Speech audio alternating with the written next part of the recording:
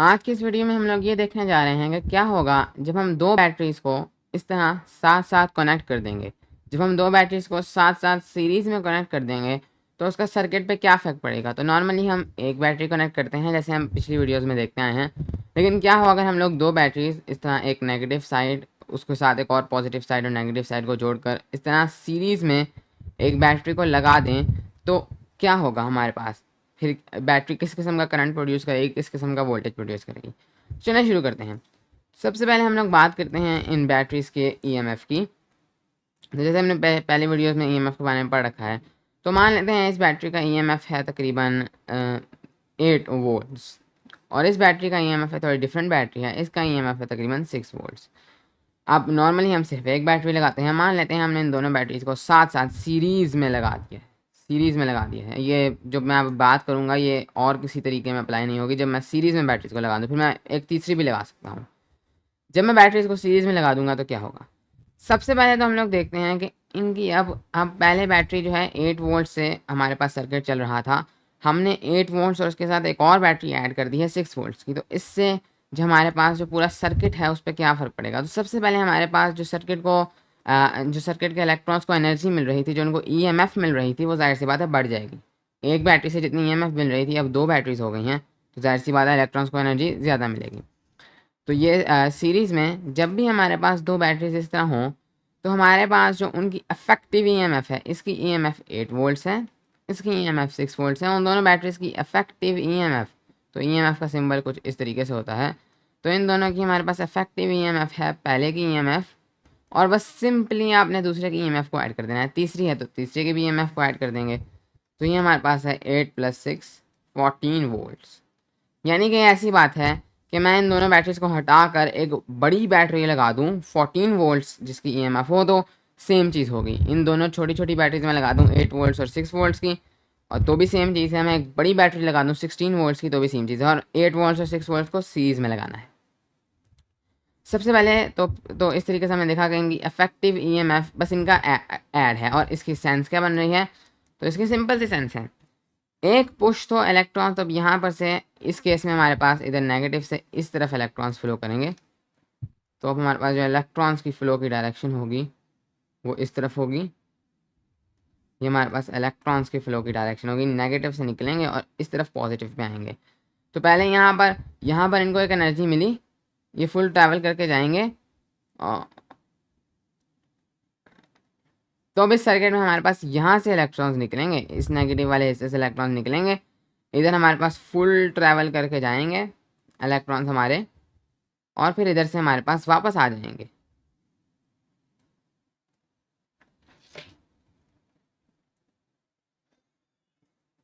तो इस बैटरी में क्या होगा कि तो इस बैटरी में अगर हम तो इस सेटअप में हमारे पास इलेक्ट्रॉन इस नेगेटिव से निकलेंगे और इस पॉजिटिव की तरफ जाएंगे। तो यहाँ पर से हमारे पास इलेक्ट्रॉन निकलेंगे और इस पॉजिटिव की तरफ जाएंगे। तो अगर हम लोग देखें तो इनको जो एनर्जी मिल रही है, सबसे पहले वो यहाँ से गुजर के जा रहे हैं, तो उनको एक तो एनर्जी ये बैटरी दे रही है। तो यहाँ पर इलेक्ट्रॉन यहाँ पर गुजर के तो नहीं जाएंगे, हमने जैसे ईएमएफ वाली वीडियो में देखा था कि बैटरी कैसे वर्क करती है। इधर पॉजिटिव पर आएंगे, इधर एक ऑक्सीडेशन रिएक्शन होगी, तो पहले उन इलेक्ट्रॉन्स को इधर एक एनर्जी मिलेगी, फिर वो इस बैटरी के थ्रू जाएंगे एक किस्म के, उनको यहाँ पर ट्वाइस एनर्जी मिलेगी। पहले एक एनर्जी इसने दी, एक एनर्जी इसने दी, और फिर यहाँ से वो बहुत 14 वोल्ट्स की एनर्जी लेकर 14 वोल्ट्स की जो है 14 वोल्ट्स की एनर्जी लेकर जो है वो चार्जेस जो हैं वो यहाँ पर से यहाँ पर मूव कर जाएंगे। तो ना सिर्फ 6 वोल्ट्स के लेकर बल्कि 8 वोल्ट्स भी उसके अंदर ऐड हो रहा है। तो हमारे पास इफेक्टिव ईएमएफ जो है वो 14 वोल्ट्स होगी जब हम बैटरीज को सीरीज़ में कनेक्ट करेंगे। अब हम लोग देख लेते हैं कि इसका करंट पर क्या फ़र्क पड़ेगा। करंट पर क्या फ़र्क पड़ेगा, तो हमारे पास इसमें करंट इस तरफ फ्लो कर रहा है, पॉजिटिव से नेगेटिव। हमने देखा था कि करंट की जो डायरेक्शन होती है वो opposite to flow of charges है अपनी डायरेक्शन ऑफ करंट वाली वीडियो में। तो ये हमारे पास करंट की डायरेक्शन है। अब हमारे पास जो वोल्टेज है वो हमारे पास है 14 वोल्ट्स वोल्टेज है हमारे पास। अब हम कह सकते हैं, हम यहाँ पर अज्यूम कर सकते हैं कि एक बिग बैटरी है जिसका वोल्टेज जिसकी ईएमएफ या वोल्टेज टर्मिनल वोल्टेज हमारे पास 14 वोल्ट्स है। तो वो सेम चीज़ है, हम इस तरह दो छोटी बैटरीज भी कनेक्ट कर सकते हैं। तो ऑटोमेटिकली हमारे पास जो करंट है वो भी इंक्रीज़ हो जाएगा, क्योंकि हम देख चुके हैं कि voltage is directly proportional to current, हमने ओहम्स लॉ में देखा था। तो हमारे पास यहाँ पर करंट भी इंक्रीज हो जाता है। तो आप मान लेते हैं कि ये जो बल्ब है, अब हम ये अज्यूम करेंगे कि इन वायर्स की जो रेजिस्टेंस है वो 0 ओहम्स है, जस्ट फॉर सिंप्लिसिटी, ताकि हमारे लिए कैलकुलेशन आसान हो। और इस बल्ब की जो रेजिस्टेंस है वो हमारे पास 10 ओहम्स है। रेजिस्टेंस का अगर आपको कॉन्सेप्ट क्लियर नहीं है तो आप हमारी वीडियो देख सकते हैं रेजिस्टेंस पे। तो मान लेते हैं बल्ब की जो रेजिस्टेंस है वो 10 ओहम्स है और इस वायर की जो रेजिस्टेंस है वो 0 ओहम्स है। अब करंट यूनिफॉर्म होता है, इधर भी करंट सेम होगा, इधर भी करंट सेम होगा। करंट का भी कॉन्सेप्ट आप क्लियर कर सकते हैं हमारी वीडियो से। तो यहाँ पर अब हमारे पास 10 ओहम्स का करंट है और वोल्टेज है हमारे पास 14 वोल्ट्स। तो हमारे पास जो करंट आएगा, हमें पता है रेजिस्टेंस को हम लोग वोल्टेज से मल्टीप्लाई कर देंगे,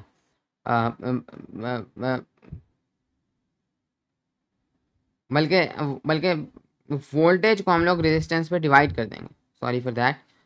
वोल्टेज हमारे पास होगा 14 ohms, 14 volts divided by 10 ohms, 1.4। और वोल्टेज ये हमारे पास होता है voltage divided by ohms, ohms volt पर एम्पियर, तो यहाँ पर वोल्ट्स हो तो 1.4 एम्पियर। तो हमारे पास करंट जो इस वायर में से फ्लो कर रहा है वो है हमारे पास 1.4 एम्पियर, जब हमारे पास रेजिस्टेंस 10 ओहम्स है। तो अब अगर आप देखें तो अब मैं मानता हूँ कि मैं एक यहाँ पर से एक बैटरी को कट ऑफ कर देता हूँ, सिर्फ 8 वोल्ट्स की बैटरी रह जाए, तो ऑफकोर्स हमारे पास करंट जो है वो कम हो जाएगा।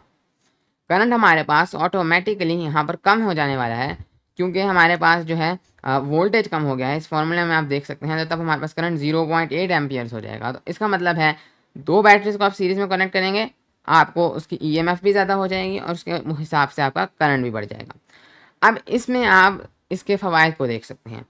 सबसे पहले ये आप किस सिचुएशन में आप सीरीज़ में करंट लगाएंगे। मान लेते हैं कि आपका बल्ब जो है वो इतना ग्लो कर रहा है, आपका बल्ब जो है वो इतना ग्लो कर रहा है, जबकि उसको जो उस ग्लो करना चाहिए, जो उसकी असली जिस चीज़ के लिए वो बना है वो तकरीबन इतना है, वो इतना ग्लो कर सकता है आपका बल्ब। अगर तो इतना बल्ब ग्लो नहीं कर सकता फिर आप ज़्यादा वोल्टेज नहीं देंगे, वरना बल्ब जो है वो बर्स्ट हो जाएगा।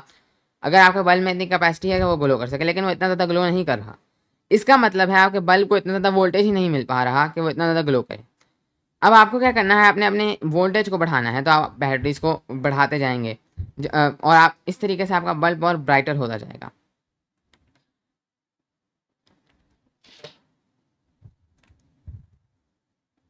और ये आप तब करेंगे जब आपके पास कोई बड़ी बैटरी नहीं है। मसलन इस बल्ब को चाहिए थे 14 वोल्ट्स, ये था एक 14 वोल्ट्स का बल्ब, इसको चाहिए थे 14 वोल्ट्स, लेकिन आपके पास तो सिर्फ 8 वोल्ट्स और 6 वोल्ट्स की बैटरी है, अब 14 वोल्ट्स की बैटरी ही नहीं है। लेकिन आपको चाहिए था कि बल्ब आपको ठीक ग्लो करे, आपका काम अच्छे तरीके से चल सके। तो आपने क्या किया कि आपने एक 8 वोल्ट्स की बैटरी ली और साथ में 6 वोल्ट्स की बैटरी को सीरीज़ में कनेक्ट कर दिया, क्योंकि आपको पता है कि मैं एक बड़ी बैटरी 14 वोल्ट्स की रखूँ तो सेम इफेक्ट मिलेगा। तो फिर आपका बल्ब जो है वो ज़्यादा ग्लो करना शुरू कर देगा। अब हम लोग एक और कंडीशन, अब ये तो हमने एक कंडीशन देख ली जिसमें हमारे पहले सीरीज़ जो है वो इफेक्टिव हो सकता है। एक और कंडीशन देखते हैं कि हमारे पास बल्ब इसी तरह ग्लो कर रहा है, ठीक बिल्कुल ग्लो कर रहा है, इससे ज़्यादा हमें ग्लो की कोई ज़रूरत नहीं है। लेकिन आप ये नोटिस करते हैं कि सिर्फ 2 घंटे बाद हमारे पास बैटरी इतनी कम है, यानी कि हमारे पास 14 वोल्ट्स की बैटरी तो है नहीं, 8 वोल्ट्स की बैटरी है, ठीक है, लेकिन उससे बल्ब हमारे पास ठीक ग्लो कर रहा है। लेकिन आप ये नोटिस कर रहे हैं कि वो बैटरी की जो आपके पास लाइफ है वो बहुत कम है। सिर्फ 2 घंटे बाद आपका बल्ब 2 घंटे तक बिल्कुल ठीक चलता है, लेकिन 2 घंटे के बाद वो बंद हो जाता है क्योंकि बैटरी डाई हो जाती है। अब आपको क्या चाहिए कि अब आपको जो बैटरी की लाइफ है उसको बढ़ाना है, यानी कि आपको इस तरह का सेटअप करना है कि आपकी बैटरी जो है, अब अगर तो आप ये सीरीज़ में कनेक्ट कर देंगे तो क्या होगा, आपका बल्ब और ज़्यादा ग्लो करना शुरू कर देगा, टाइम उतना ही रहेगा। पहले 2 घंटे अगर इस सेटअप के साथ अगर अगर हमारे पास इसको मैं अगर हमारे पास 8 वोल्ट्स था, इसमें बल्ब हमारा बिल्कुल ठीक तरीके से ग्लो कर रहा था, लेकिन सिर्फ 2 घंटे बाद वो ख़त्म हो जाता था। आप कहते हैं कि भाई मुझे इसको बढ़ाना है, मैं चाहता हूँ कि बल्ब इतना ही ग्लो करे, बल्ब इससे ज़्यादा ना हो, लेकिन ये 4 घंटे तक चला जाए, ये 4 घंटे तक चला जाए। तो आप सीरीज़ को इफेक्ट में नहीं ला सकते। कैसे? यहाँ पर मैं सीरीज़ को इफेक्ट में लाने की कोशिश करता हूँ। मैंने सीरीज़ लगाई तो होगा क्या कि बल्ब और ज़्यादा ग्लो करना शुरू कर देगा, टाइम आपके पास उतना ही रहेगा, और ये भी हो सकता है कि बल्ब आपका बर्स्ट कर जाए इतना ज़्यादा ग्लो से। तो इसलिए सीरीज़ को समझ के उसको ठीक जगह पे अप्लाई करना ज़रूरी है। जब आपको अपनी जो है वो टाइम को बढ़ाना है, टाइम ड्यूरेशन को, जब आपको बैटरी की लाइफ को बढ़ाना है, तो सीरीज़ काम नहीं करने वाली। सीरीज़ सिर्फ तब काम करेंगी जब आपको वोल्ट ज़्यादा देने हैं। अगर आपने बैटरी की लाइफ को बढ़ाना है तो उसके लिए आपको बैटरीज को पैरेलल में कनेक्ट करना पड़ेगा, जिसको हम अगली वीडियो में देखेंगे। लेकिन यहाँ पर आपको समझ होनी चाहिए कि सीरीज़ वाला जो बैटरी है वो ये क्यों कर रही है। अब ये क्यों हो रहा है, आपके पास टाइम क्यों चेंज नहीं हो रहा? क्योंकि आपके पास तो बैटरी जो है वो नई बैटरी भी आकर वो अपना टोटल वोल्टेज दे देती है, उसका इफेक्टिव वोल्टेज इन दोनों का एग्जैक्ट सम है। तो वो तो आपका आपके वोल्टेज और आपके करंट को बढ़ा रही है, टाइम तो उतना ही रहेगा, आपके पास जो ताकत है वो बढ़ जाएगी और आपका बल्ब बहुत ज़्यादा ग्लो करना शुरू कर देगा। आपका टाइम उतना ही रहेगा। हाँ, आपका टाइम बढ़ जाता और बल्ब उतना ही ग्लो करता रहता उस सूरत में जब आपके पास वोल्टेज सेम रहता लेकिन आपके पास बैटरी बड़ी हो जाती। ऐसा कुछ चक्कर होता कि बैटरी इतनी बड़ी हो लेकिन हो आपके पास 8 वोल्ट्स की ही, 8 वोल्ट्स में आपका गुजारा चल रहा है लेकिन वो बहुत जल्दी ख़त्म हो जाता है। बैटरी आपके पास बड़ी हो लेकिन हो 8 वोल्ट्स की, जो ख़त्म देर में हो। लेकिन यहाँ पर अगर आप इस तरह का कोई चक्कर करने की कोशिश करेंगे तो वोल्टेज ही बढ़ जाएगा, तो उससे आपका कोई फ़र्क, उस केस में आपका कोई फ़ायदा नहीं होने वाला। फ़ायदा आपके पास सिर्फ उस केस में होगा जब आप अज्यूम करें, जब आपको नज़र आ रहा हो कि आपका बल्ब इतना ज़्यादा इस तरीके से ग्लो जो है वो नहीं कर रहा। चलें अब एक सिमुलेशन में चलते हैं। काफ़ी अच्छी सिमुलेशन है जिसके अंदर हमें ये सारे कॉन्सेप्ट और अच्छी तरीके से समझ आ जाएंगे। तो ये एक सिमुलेशन है जो कि फैक्ट वालों ने बनाई है, तो इसकी लिंक मैं नीचे डाल दूंगा, आप इसको खुद भी ट्राई कर सकते हैं, ये बिल्कुल फ्री है। तो इसके अंदर यहाँ पर आप देख सकते हैं कि मेरे पास एक सर्किट है। यहाँ पर मैंने दो बैटरीज को सीरीज़ में कनेक्ट किया हुआ है जैसे हमने पहले देखा, और यहाँ पर अभी सर्किट क्लोज है, सर्किट कंप्लीट नहीं है। तो यहाँ पर ये दो चीज़ें आप देख लें। ये हमारे पास वोल्ट मीटर है। यह क्या करता है कि ये आपके पास वोल्टेज को मेजर करता है दो पॉइंट्स के दरमियान। जैसे हमने वोल्टेज वाली वीडियो में देखा था, वोल्टेज हमेशा दो पॉइंट्स के दरमियान होता है। तो मैं यहाँ पर एक को यहाँ रख सकता हूँ, एक को यहाँ पर रख सकता हूँ, तो ये मुझे जो है वो वोल्टेज बता देगा उन दोनों पॉइंट्स से। तो मैं अब यहाँ पर करंट फ्लो नहीं कर रहा क्योंकि ये अभी जो है सर्किट कंप्लीट नहीं है, इसलिए ये 0 वोल्ट्स शो कर रहा है। और यहाँ पर इस सर्किट के अंदर मैंने अपनी वायर की रेजिस्टेंस जो है वो 0 सेट की हुई है। सिंप्लिसिटी के लिए, रियल लाइफ में थोड़ी सी होगी उसके हिसाब से हम कैलकुलेशंस कर सकते हैं, लेकिन वो थोड़ा मुश्किल हो जाता है। तो यहाँ पर मैंने वायर की रेजिस्टेंस 0 सेट की हुई है। बल्ब की रेजिस्टेंस मैंने 10 ओहम सेट की है, यहाँ से मैं चेंज कर सकता हूँ। और ये वही बल्ब की रेजिस्टेंस मैंने एग्जैक्ट वही सेट की है जो मैंने आपको अपने उसमें दिखाई है वाइट बोर्ड पे। और ये मैंने एक एम मीटर सेट किया हुआ है। एम मीटर, एम यहाँ पर मैं कनेक्ट करूँगा तो ये भी सर्किट कंप्लीट हो जाएगा। एम मीटर बेसिकली एक किस्म की आप तार ही इमेजिन कर सकते हैं, बस उस तार के ऊपर एक जो है एनालॉग लगा, एक जो है वो स्केल लगा हुआ है। अगर मैं इसको कनेक्ट करूँगा तो यहाँ पर ना सिर्फ यहाँ अंदर से करंट फ्लो करना शुरू कर देगा, बल्कि यहाँ मुझे बताएगा भी कि कितने एम्पियर्स ऑफ करंट है। तो ये एम मीटर है, करंट को नापने का एक आला है। तो यहाँ पर मैं इसको कनेक्ट करूँगा तो सर्किट मेरा भी कंप्लीट हो जाएगा।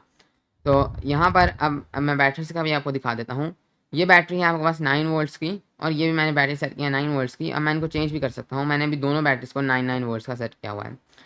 यहाँ पर मैं इसको यहाँ पर कनेक्ट करता हूँ तो आप देखेंगे कि मेरे पास जो है वो करंट फ्लो, अब यहाँ से मैं चला सकता हूँ इसको, तो मेरे पास करंट फ्लो करना शुरू हो गया। बल्ब जो है वो ग्लो कर रहा है, आप देख सकते हैं कि कितना ग्लो कर रहा है बल्ब।